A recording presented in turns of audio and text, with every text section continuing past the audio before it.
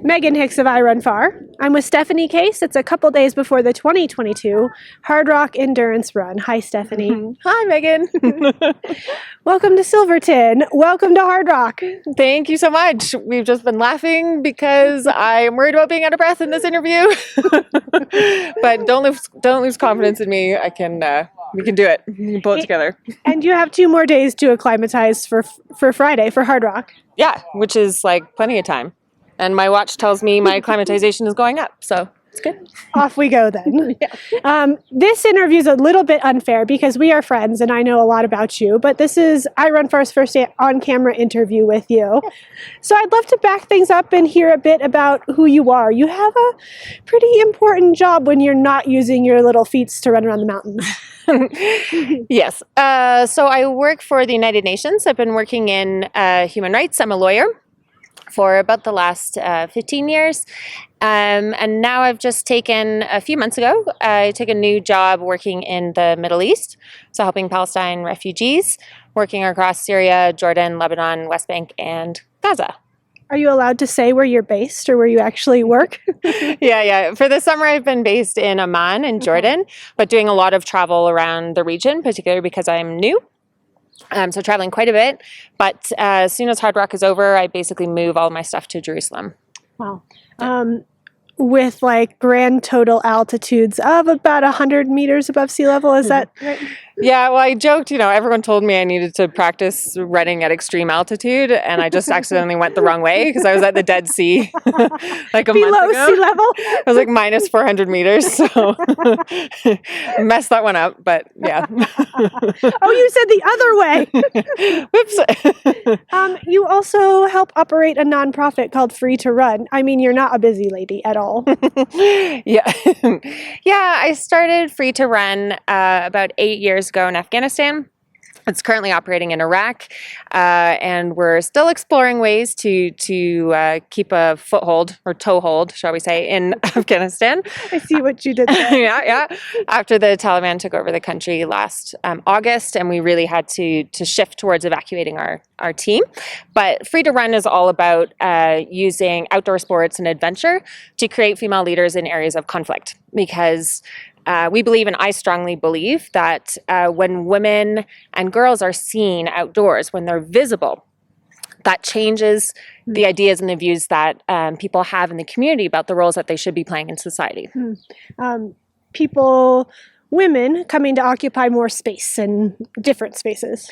Yeah, and reclaiming public space that they've been kind of pushed out of. And, that exists in a very extreme form in Afghanistan or in some other places of conflict. But, I think we need a lot more visibility of women on the mountains, on the trails, even in, places like the US or Canada or Europe. Speaking of Canada, I hear the residual accent, it's in there. You are Canadian. Did you find running in sports like when you were a kid or somewhere in your international work, or how have you become a runner of big mountain trails too? Yeah, when I was a kid, I was just a school geek, really. I didn't have... That's fine. We all were. No, seriously, I remember I actually made a complaint against my math teacher to the guidance counselor because he hadn't given me extracurricular homework. I mean, it was just... Anyway, we're moving on. Self-identify. Here we are. We're moving on. So, I was not a sport person. I can remember running around the streets, running around the neighborhood, and just feeling this complete freedom. But I did one race, I think, in grade 5, and I was so embarrassed about how my face turned red, and I was so stressed about just competing against other people that was the only race I really did. So I didn't pick up sports until later. I joined I was a sailor kind of in high school. Really? I taught sailing. So, kicking and screaming. That will be useful here. Yeah. My dad brought me into sailing lessons, kicking and screaming, and I hated it until I found a very, very hot instructor.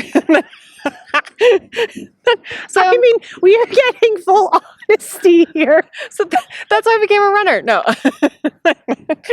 no. Then I became a varsity rower It's amazing. in college. This is awful. I became a varsity rower in college, and then in law school, I just wanted to try a marathon, and I thought that would be the biggest challenge that I'd ever done. And I watched all these YouTube videos of people trying to finish marathons and Ironman in the 80s. Did Ironman exist in the 80s? Anyway, this is my memory. I mean, the glasses did, so I think maybe early 90s. Yeah. And crawling across the finish line, and I was like so excited to experience that level of challenge. Yeah. And it just putting yourself entirely out there. Yeah.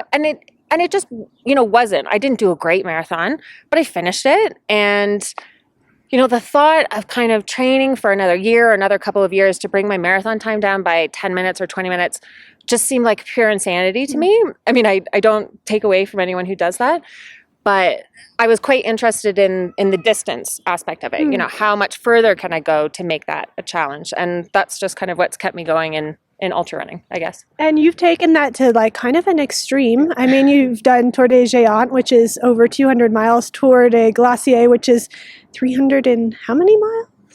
So 450K, I think that's 287 miles. Yeah, just shy of 300. Yeah. I mean, like you've just taken that distance thing and run with it.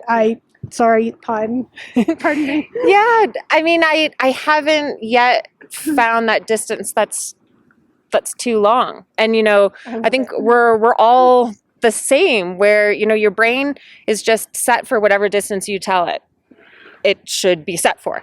And so the moment that I crossed the finish line at Tour de Glacier and took off my shoes, I couldn't walk a single step. I mean, it's the body and the mind know. They did, there was no way that I could even put my foot down on the ground. I had to be carried around for the next 24 hours to and from the bars, literally.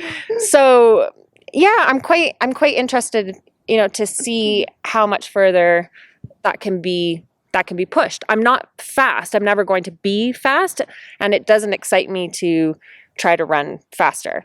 But to try to just keep going further for longer in a very sleep deprived state, I just find incredible.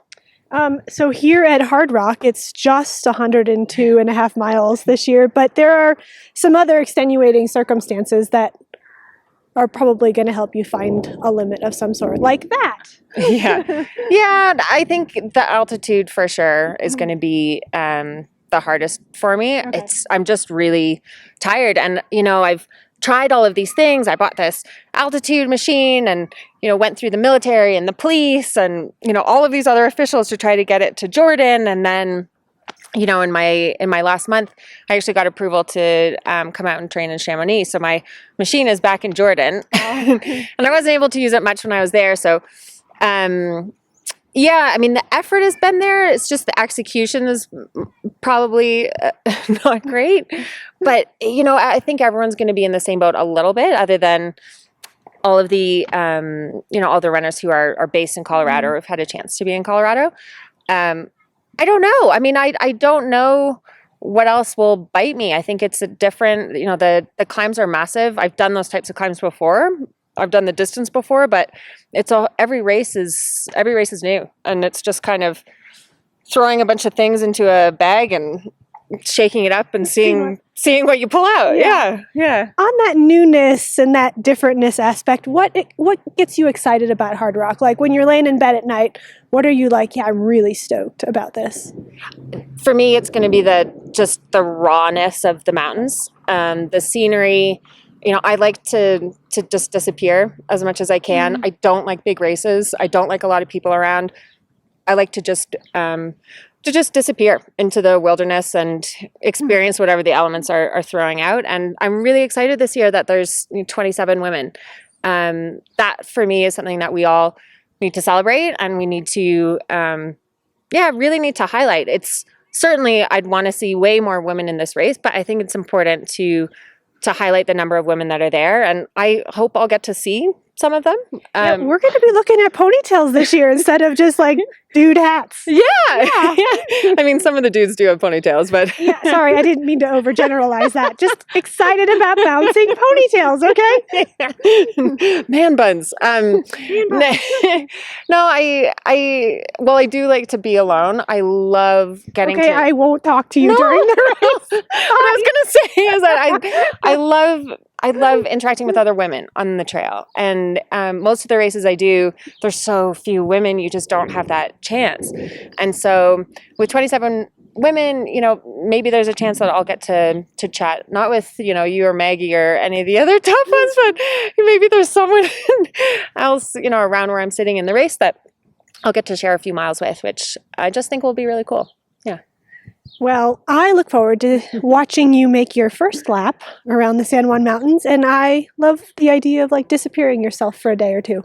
Yeah, me too. It's just this is my break from work stress where I can just disconnect.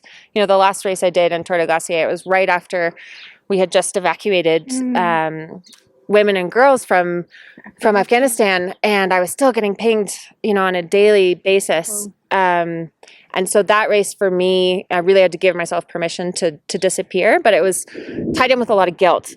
And there was also a film going on, which is showing tonight. Just a couple hours.